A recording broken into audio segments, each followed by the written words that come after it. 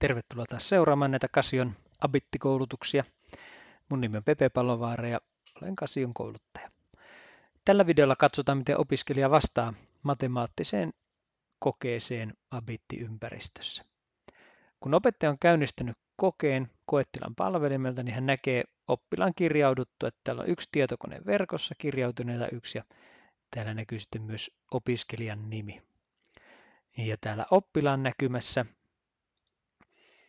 oppilaalla on koe auki ja hän voi alkaa tähän vastaamaan. Nyt oppilaan voi käyttää tätä koko näytön kokoisessa tilassa tai sitten hän voi laittaa täältä puolikkaan näytön päälle, jolloin se voi olla mukavampi, jos työskennellä Abitissa Classpad Managerin avulla. Kysymykset voi olla tässä vieressä ja työkalu tuossa toisella puolella. Nyt paras työkalu vastaamiseen on tämä e-activity, koska sinne voi kirjoittaa semmoisia pitkiä tarinoita, jossa vuorotellaan sitten tehtävän ja perustelujen kanssa. Ja sen sisälle voi aukaista kaikki nämä sovellukset, mitä tässä näkyy. Mutta toki voi käyttää vaikka geometriasovellusta pelkästään geometrian ratkaisuun ja liittää vastauksensa sitten sitä kautta. Mutta nyt käytän tässä tätä e-activityä. Tämä e-activity toimii siis niin, että jos täällä ylhäällä on valittuna tämä A-symboli, niin se on kirjoituskone, eli kaikki matemaattiset merkit säilyy merkkeinä, niitä ei lasketa. Ja jos tämä vaihtaa tämmöiseksi integraali dx-merkiksi, niin sitten käytössä on symbolinen laskin. Ja vastataan tuohon ensimmäiseen tehtävään. Ratkaistaan se vektoreiden avulla. Esimerkiksi näin. Ratkaistaan kolmion virittäjävektorit AB ja AC. Ja kun siirrytään tänne symbolisen laskennan puolelle, niin vaihdetaan tuo symboli vaan sitten integraali dx-merkiksi. Ja nyt käytössä on kaikki ne työkalut, mitä Classpadissa muutenkin on. Eli esimerkiksi tehdään täältä vektori ensin A:sta B:hen, eli 4 minus 1 I, 5 minus 2 J ja 6 minus 3 K, eli näistä kertoimista muodostetaan tämä kerroinmatriisi. Ja nimetään se vektoriksi AB. Ja tehdään ihan sama sitten tuolle vektorille AC. Nyt vaan loppupisteenä on C. Ja nimetään tämä vektoriksi AC. Ja kun halutaan palata taas perustelemaan jotain, niin valitaan täältä ylhäältä tämä A-symboli päälle.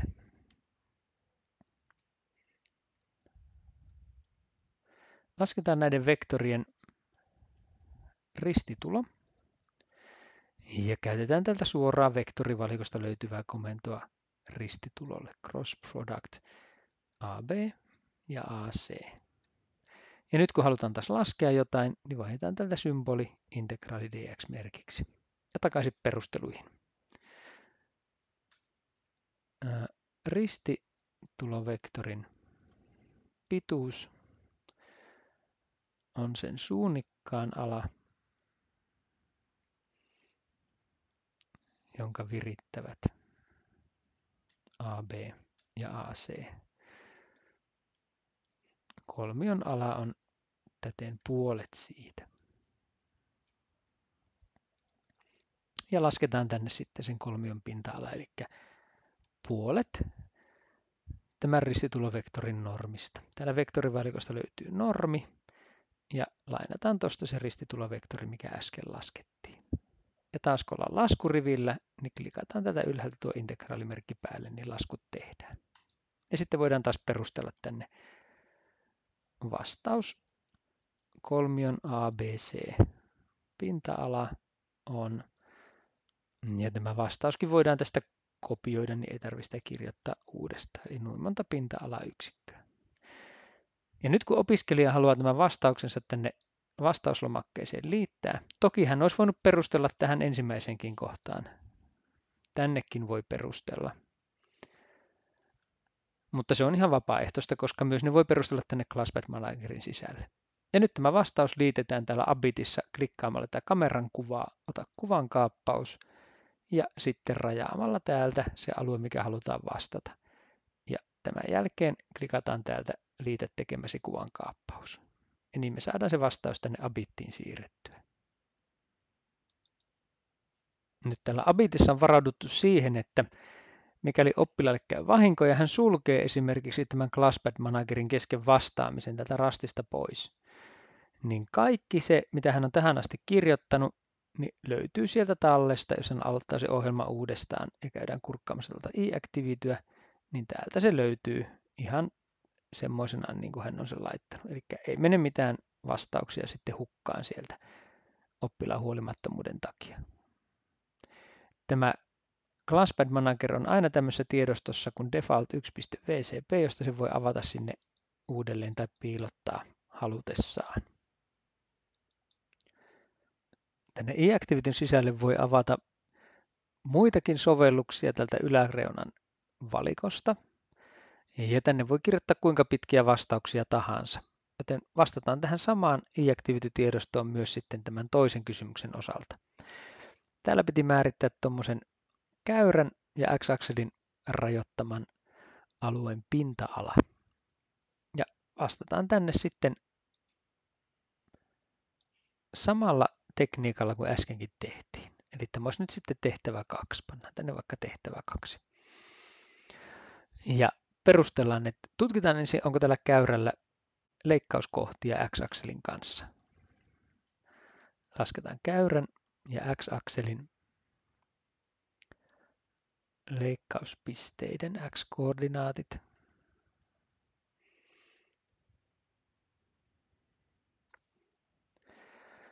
Ja taas kun vaihdetaan laskutilasta tänne symbolisen laskimen puolelle, niin klikataan tuolla ylhäällä symbolia integraali dx.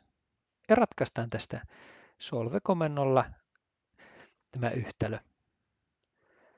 Ja voidaan taas käyttää kaikkia näitä ClassPadin työkaluja. Otetaan tänne auki tämä keyboard virtuaalinäppis ja ratkaistaan tänne yhtälö, milloin x kolmanteen jaettuna 2 miinus 7x toiseen jaettuna 4 miinus 5x jaettuna 4 plus 1 on 0. Ja nähdään, että sillä on 3 nollakohtaa. Ja tämän jälkeen vaihdetaan takaisin perustelujen puolelle ja perustellaan vaikkapa näin.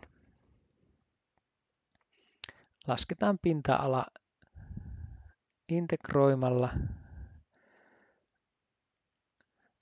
käyrän lauseketta 2 osassa. Ja nyt kun ei ole tutkittu, että meneekö se x-akseli ylä- ja alapuolella, millä välillä, niin pannaan varmuuden vuoksi itseisarvot tuonne integraalin ympärille, niin saadaan sitten pinta-alaksi oikean suuruinen alue. Integroidaan ensin -1 tänne keskimmäiseen nollakohtaan, niin puolikkaaseen. Integroitava lauseke voidaan lainata tuosta tehtävästä ja integroidaan x:n suhteen. Ja toinen ihan samanlainen integraali sitten tälle toiselle osalle. Nyt vaan integroidaan täältä puolenvälin nollakohdasta tuonne ylärajalle 4. Muuten ihan sama lauseke ja ihan sama muuttuja. Ja taas kun tämä on laskurivi, niin klikataan tuolta tuo integraalimerkki päälle, niin se toimii symbolisena laskimena. Ja siinä olisi pinta-alan tarkka arvo, mikä on likimäärin. Ja voidaan sitten laskea likimäärin se esimerkiksi näin, että siirretään se tänne laskuriville ja pyydetään ClassPadia laskemaan siitä sitten likiarvo. Ja tämäkin olisi vastausta vaille valmis, eli voidaan kirjoittaa tänne sitten vastaukseksi. Pinta-ala on tarkkana arvona noin paljon. Ja käytetäänpäs tuossa muuten ClassPadin näitä matemaattisia merkkejä. Esimerkiksi täältä löytyy likimäärin ja 12,8 pinta-alayksikköä. Ja siinä olisi taas vastaus, joka haluttaisiin tuonne siirtää. Käytetään samaa tekniikkaa, eli kameran kuvasta otetaan tuo ruudun kaappaus käyntiin ja sitten rajataan tämä vastaus ja klikataan täältä, että liitä tekemäsi kuvan kaappaus, niin se menee tänne vastauksen alle. Tänne voi esimerkiksi laittaa vinkiksi, että vastaus alapuolella kuvan kaappauksena. Ja nyt tässä tehtävässä vielä pyydettiin sitten piirtämään tilanteesta kuvaa. Nyt käydään sekin läpi, niin nähdään, että tänne voi liittää useampia kuvankaappauksia samaan tehtävään. Aukaisen tuolta tuon e-Activityn tämän piirtosovelluksen ja kopioidaan tuolta tuo lauseke tänne piirtosovellukseen. Ja pannaan se vähän isommaksi, tutkitaan koko näytön kokoisena. Plusmerkki tuo lähemmäs, miinusmerkki vie kauemmas tätä funktiota. Ja ensiksi voitaisiin tänne laittaa vaikkapa graafista ratkaisusta nämä juuret paikalleen, mitä äsken tutkittiin. ClassPad etsii ensimmäisen juuren, mikä on tuossa näkyvän näytön alueella, ja sitten X:ää painamalla se voidaan hyväksyä ja nuolinäppäimistä sitten siirtyä aina eteenpäin juurten välillä. Jos halutaan, niin tämä funktion lausekekin voidaan täältä kopioida, ja se voidaan sijoittaa esimerkiksi tänne tekstiksi ja liikuttaa minne kohti halutaan täällä kuvassa. Olkoon nyt vaikka tuolla. Ja sitten ratkaistaan vielä pinta-ala täältä graafisen ratkaisimen kautta integraali ja juurten välinen pinta-ala. Kursori siirtyy tuonne ensimmäiseen juureen ja se hyväksytään painamalla Exe. Ja sitten nuolinäppäimillä voidaan liikkua nollakohtien välillä täällä käyrässä. Ja ClassPad laskee täältä sitten sekä tämän määrätyn integraalin arvon ja sitten tämän pinta-alan arvo, eli määrätty integraali noin -10 ja pinta-ala noin 12,8. Ja taas kameratyökalusta rajataan se, mitä tästä halutaan vastata. Ja siirretään se tänne kuvana sitten mukaan. Ja näin se oppilas olisi sitten vastannut tänne samaan tehtävään sekä nämä laskut että tämän kuvan. Ja nyt se oppilaan kohdalta on tämä koe ohi, niin hän voi täältä alhaalta sitten klikata linkkiä päätä koe.